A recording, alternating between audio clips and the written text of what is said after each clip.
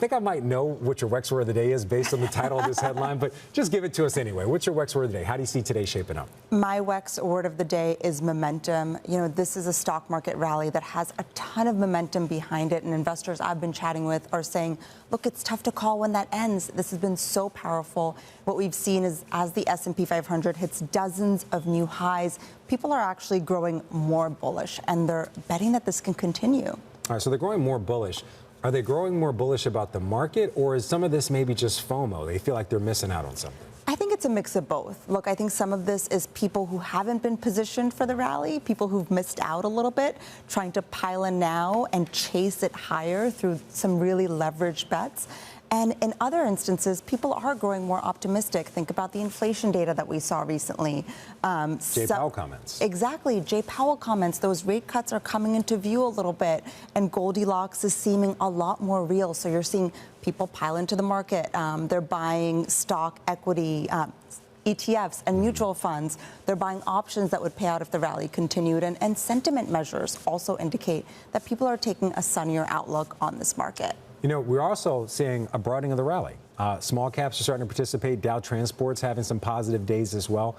In your mind, what does that say about the future of this rally? A lot of people wanted the market to broaden out, but at the same time, of course, you want tech to continue to rise and meet earnings expectations. Do you believe that both can happen at the same time? It's so funny. That's what we've heard all year, right? Like, this is too concentrated. This is too concentrated. And then we do see that big rotation, and everyone is caught off guard all of a sudden because there's such a huge divergence between what the NASDAQ has been doing and what the Russell has been doing. It's pretty wild, up 7% within the past week alone. I do think it's a positive sign, right, that this rally is broadening out to some of the most economically sensitive sectors.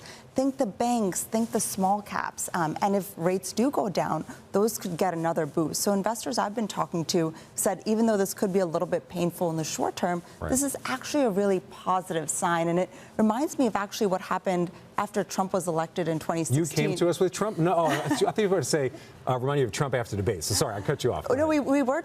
You and I sat down. You were the first person to come with Trump trade on the show. Right, exactly. All right, so before we run out of time, I do want to talk to you about that. You came on talking about the Trump trade. What we're seeing right now, this broadening of the rally, is that the Trump trade, or are there certain parts of it that are possibly the Trump trade?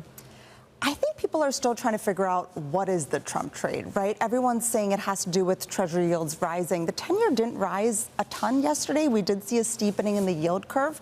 And what investors have been telling me is it's too soon to really get a sense of how those policies shake out.